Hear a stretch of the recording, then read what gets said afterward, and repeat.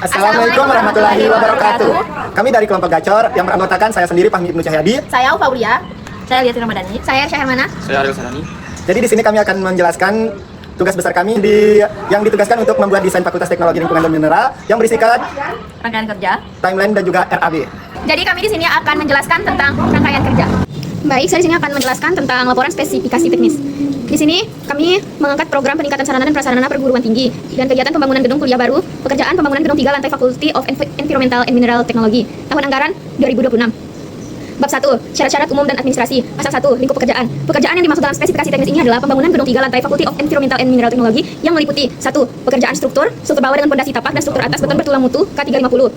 Yang kedua, pekerjaan arsitektur atau sistem fasad kaca penuh keliling bangunan, lantai, plafon, dan partisi interior. Yang ketiga yaitu pekerjaan mekanikal, elektrikal, dan plumbing atau MEP.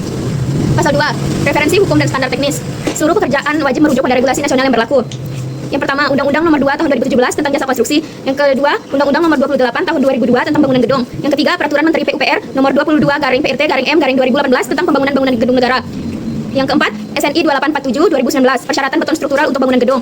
Yang kelima, SNI 1726 2019 Tata cara perencanaan ketahanan gempa untuk struktur bangunan. Pasal ketiga, ketentuan material dan material pengganti atau approval material. Yang pertama, semua material yang dikirim ke lapangan wajib dalam kondisi baru, utuh, dan memiliki sertifikasi uji laboratorium Standar Nasional Indonesia atau SNI. Yang kedua, penggunaan merek material yang setara dengan spesifikasi tertulis wajib mendapatkan persetujuan tertulis dari manajemen konstruksi atau MK atau pengawas lapangan dan pejabat pembuat komitmen atau PPK. Bab 2, spesifikasi teknis pekerjaan struktur. Pasal 1, pekerjaan struktur bawah atau substruktur. Yang pertama, pondasi tapak atau footplate. Yang pertama, menggunakan pondasi setempat atau tampak beton bertulang dengan ukuran modul 150 x 150 cm dengan ketebalan pelat minimal 40 cm. Yang kedua, mutu beton karakteristik wajib menggunakan K350 dalam kurung F aksen C 29,8 MPa untuk kurung ready mix. Yang ketiga, pembesian struktur tapak menggunakan baja tulangan sirip atau ulir DJTS 420 dengan diameter utama D19 dipasang dengan modul jaring atau grid jarak minimal 10 sampai 15 cm. Yang kedua, galian dan lantai kerja. Yang pertama yaitu kedalaman galian tanah keras disesuaikan dengan hasil uji sondir atau estimasi 2,0 sampai dengan 3,5 meter. Yang kedua, di bawah lantai fondasi wajib diberi pasir ur pada tebal 10 cm dan lantai kerja beton tumbuk dalam kurung mutu K100 dengan tebal 5 cm. Dan yang ketiga yaitu ada balok slup pengikat. Yang pertama, dimensi balok slup minimal 30 x 60 cm dengan mutu beton K350. Yang kedua yaitu tulangan utama wajib menggunakan besi ulir D19 dan sengkang atau begel menggunakan besi polos diameter 10 dengan jarak 10 cm pada area tumpuan dan 15 cm pada area lapangan. Pasal kedua yaitu pekerjaan struktur atas atau upper struktur. Yang pertama, kolom utama menggunakan kolom beton bertulang ukuran persegi 60 x 60 cm menerus dari lantai 1 hingga lantai 3. Yang kedua, mutu beton wajib K350 F aksen C 29,8 MPa dengan tulangan utama baja ulir DJTS 420 diameter D19. Yang kedua, ada balok utama dan balok anak. Yang pertama, dimensi balok utama struktur dirancang dengan ukuran 35 x 70 cm atau 40 x 80 cm menyesuaikan bentang grid arsitektur. Yang kedua, dimensi balok anak pengaku dirancang dengan ukuran 25 x 50 cm. Mutu beton keseluruhan balok adalah K350. Yang ketiga, ada pelat lantai dan atap beton. Pelat lantai ruangan dirancang dengan ketebalan 12 cm menggunakan sistem pendulangan rangkap 2 lapis. Yang kedua, pelat atap dak beton dirancang dengan ketebalan 15 cm, wajib dilapisi waterproofing membrane system jenis forcing tahan sinar UV serta diberi lapisan skrit kemiringan 1-2% untuk mengalirkan air hujan ke sistem pipa pembuangan atau roof drain. Bab 3, spesifikasi teknis pekerjaan arsitektur. Pasal 1, pekerjaan fasad kaca penuh keliling bangunan atau full glaze curtain wall. Yang pertama, ada sistem konstruksi dengan sisi eksterior sekeliling bangunan 100% menggunakan sistem curtain wall yang bertumpu kuat pada balok perimeter luar dan kolom struktur 60 x 60 cm. Rangka pengaku menggunakan aluminium eksklusif profil heavy duty ukuran minimal 4 inci dengan finishing anodized warna abu-abu tua atau hitam setara produk YKKAP atau Alex Indo. 2. Spesifikasi kaca. Material kaca luar wajib menggunakan kaca jenis tempered dengan ketebalan minimal 8 mm hingga 10 mm. Kaca memiliki fitur low E atau low emissivity atau kaca reflektif atau stop zone berwarna blue, green atau dark gray untuk memastikan transmisi panas matahari minimal ke dalam ruangan kelas. Yang ketiga, ada perekat dan pengisi atau silen. Sambungan antar kaca diisi dengan struktural silikon silen eksterior kedap air yang tahan perubahan cuaca ekstrem atau setara Dow Corning atau Sika. Pasal kedua, pekerjaan sekat dinding dalam atau interior. 1. Material pasangan. Pembatas ruangan kelas atau kantor bagian dalam menggunakan bata ringan atau hebel tebal 10 cm mutu kelas A. Yang kedua, mortar dan finishing. Perekat pasangan hebel menggunakan semen instan khusus atau setara MU 380, plasteran tebal minimal 1,5 cm tegak lurus, diakhiri rincian semen instan siap cat setelah dinding kering sempurna. Pasal ketiga, pekerjaan finishing lantai atau flooring. Yang pertama, lantai utama dan koridor menggunakan ubin keramik atau homogeneous tile ukuran 50 x 50 cm. Kualitas utama atau KW1 jenis polished warna cerah netral atau setara Roman dan Milan. Yang kedua, ada lantai toilet dan WC menggunakan keramik ukuran 20 x 20 dengan permukaan bertekstur kasar atau anti-slip, made unpolished demi faktor keselamatan pengguna, setara Mulia atau Asia Tile. Yang ketiga, dinding toilet atau WC. Keramik dinding ukuran 20 x 25 cm atau 20 x 40 cm dipasang full keliling ruangan hingga ketinggian minimal 1,8 meter. Pasal keempat, pekerjaan kusen, pintu dan jendela dalam. Yang pertama ada pintu koridor dan pintu ruangan kelas. Menggunakan pintu kaca ganda, double glass door, frameless atau dengan rangka perimeter slim frame minimalis. Bahan menggunakan kaca jernih atau clear glass tempered tebal 10 mm sampai dengan 12 mm.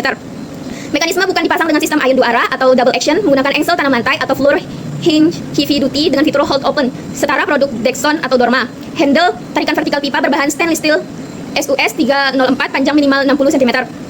Yang kedua, pintu toilet atau WC menggunakan pintu fabrikasi PVC tebal solid tahan air dilengkapi engsel standar pabrik atau bukan kaca untuk privasi. Pasal 5, pekerjaan plafon atau langit-langit. Yang pertama, material utama, papan gipsum tebal 9 mm untuk area interior ruang kelas atau setara KNAF atau eleven. Papan gersi tebal 4 mm tahan lembab untuk area toilet dan teras luar. Yang kedua, sistem rangka menggunakan besi hollow galvanis dengan modul grid 60 x 60 cm yang digantung kokoh memakai kawat penggantung rod adjuster langsung ke pelat lantai beton di atasnya. Pasal 6, pekerjaan pengecetan. Yang pertama, cat interior menggunakan jenis cat akrilit emulsi berbahan dasar air atau water base ramah lingkungan low VOC minimal diaplikasikan sebanyak 2 lapis secara merata setara Dulux profesional atau Jotun Majestic. Yang kedua, cat beton eksterior. Kolom dan balok struktur atas yang terekspos matahari dilapisi cat khusus eksterior tahan cuaca wet waterproof atau elastomeric. Setelah diaplikasikan satu lapis cat dasar anti alkali atau alkali resisting primer. Ya, bab 4. Spesifikasi pekerjaan mekanikal, elektrikal, dan plumbing atau MEP. Pasal 1. Pekerjaan elektrikal dan data. 1. Distribusi kabel.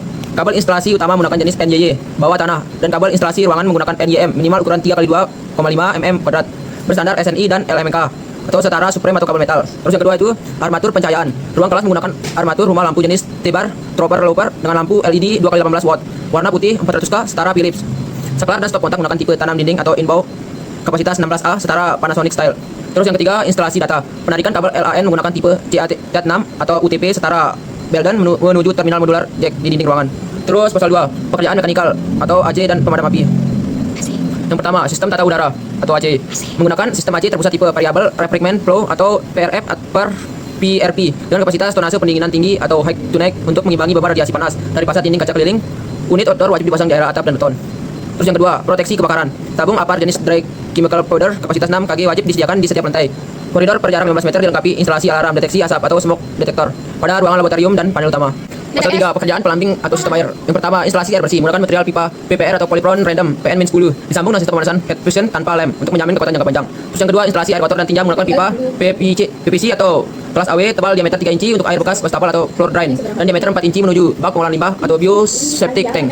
Yang ketiga, alat sanitizer, kloset duduk, wastafel meja atau under counter, dan urinoir otomatis sensor menggunakan bahan keramik putih premium setara Toto atau American standar.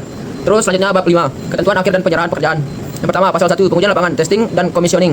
Kontraktor pelaksanaan diwajibkan melakukan serangkaian pengujian sebelum serah terima kerjaan dilakukan. 1. Uji tekan pipa.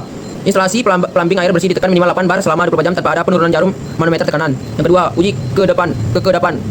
Uji kekedapan fasad kaca atau water tightness test. Melakukan penyemprotan air bertekanan tinggi pada seluruh bidang sambungan perimeter kaca luar atau full glass curtain wall untuk memastikan 100% bebas dari kebocoran air hujan ke dalam ruangan.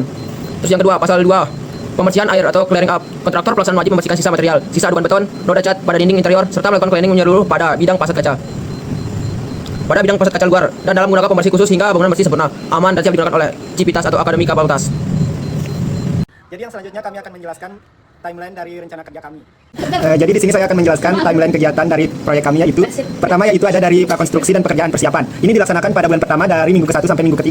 Yang kedua itu ada pengerjaan struktur bawah atau pondasi. Kegiatan ini dilaksanakan pada bulan ke-1 minggu ke-4 dan bulan kedua pada minggu ke-5 sampai minggu ke-8. Terus bulan ke-3 pada minggu ke-9. Selanjutnya ada pengerjaan struktur atas atau bingkai gedung. Ini dilaksanakan pada bulan ke-3 pada minggu ke-10 sampai ke bulan ke-6 minggu ke-21. Selanjutnya masuk ke pekerjaan fasad kaca eksterior. Ini dilaksanakan pada bulan ke-6 minggu ke-23 sampai bulan ke-8 pada minggu 32. Selanjutnya ada pekerjaan arsitektural atau dinding interior. Ini dilaksanakan pada bulan ke-5 minggu ke-20 sampai ke bulan ke-8 minggu ke-29. Selanjutnya ada pengerjaan mekanikal, elektrikal dan plumbing atau MEP. Ini dilaksanakan pada bulan ke-6 minggu ke-22 sampai bulan ke-8 minggu ke-31. Yang selanjutnya itu ada finishing interior. Finishing interior dilakukan pada bulan ke-7, minggu ke-28 sampai ke bulan ke-9, minggu ke-35. Yang terakhir itu ada pembersihan akhir dan serah terima, yang merupakan ini adalah kegiatan terakhir dari timeline kita yang akan dilaksanakan pada bulan ke-9 pada minggu terakhir. Mungkin itu saja yang dapat saya jelaskan tentang timeline kegiatan kami. Lebih kurang saya mohon maaf. Selanjutnya di sini kita akan membahas tentang rencana anggaran biaya tentang proyek kami.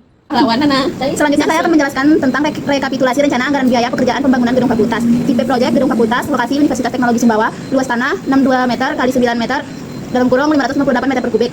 Luas bangunan lantai 1 558, luas bangunan lantai 2 558, luas bangunan lantai atap 558. Jumlah luas bangunan 1674. Yang pertama, pekerjaan pembongkaran dan material sisa, jumlah harga Rp285.500.000, jumlah harga total Rp285.500.000. Yang kedua, pekerjaan persiapan, jumlah harga Rp210.370.000, jumlah harga total Rp210.370.000. Yang ketiga, pekerjaan galian tanah plus urugan, jumlah harga Rp73.740.000, jumlah harga total Rp73.740.000. Yang keempat, pekerjaan struktur beton bertulang, jumlah harga total Rp2.875.800.000.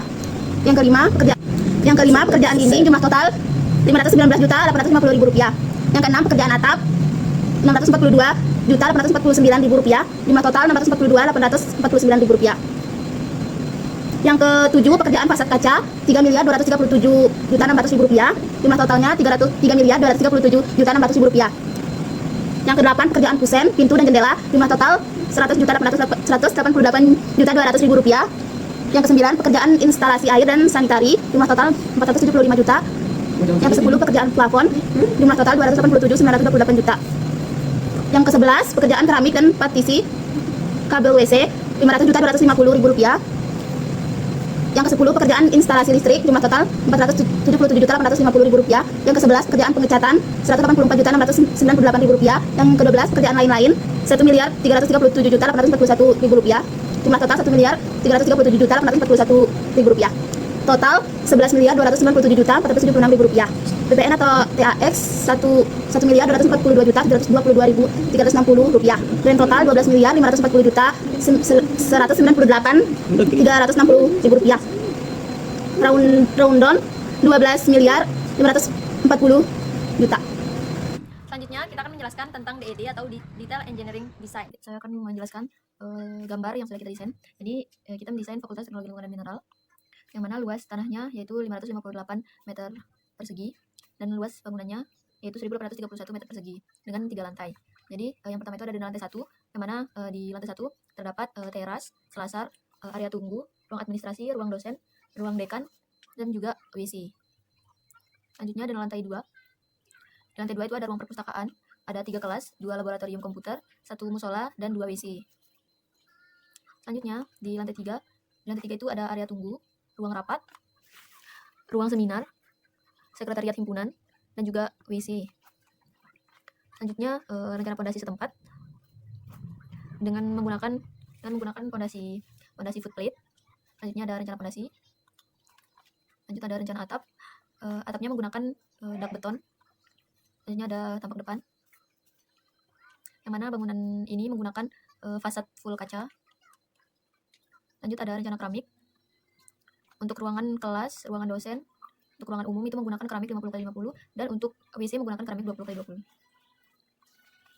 Selanjutnya ada rencana plafon, mana rencana plafon ini menggunakan kerangka baja ringan dengan jarak kerangka yaitu 60x60. Selanjutnya ada rencana kusen pintu. Di lantai 1 itu ada 3 jenis pintu, yaitu pintu utama di depan, pintu ruangan, dan juga pintu di WC. Lanjut rencana kolom. Jadi kolom yang kita gunakan itu menggunakan ukuran 60x60 dengan jarak ada yang 4 meter dan juga ada yang 3 meter. Selanjutnya rencana balok. Jadi ukuran balok yang kita gunakan yaitu 30x50. Selanjutnya rencana ring balok itu juga menggunakan ukuran 30x50. Baik, demikian desain gambar yang bisa saya presentasikan. Kurangnya mohon maaf. Assalamualaikum warahmatullahi wabarakatuh. Mungkin itu saja yang dapat kami jelaskan dari tugas besar kami. Semoga bisa membantu teman-teman. Lebih kurang kami mohon maaf. Wabillahi taufiq wal hidayah. Wassalamualaikum warahmatullahi wabarakatuh. Dadah.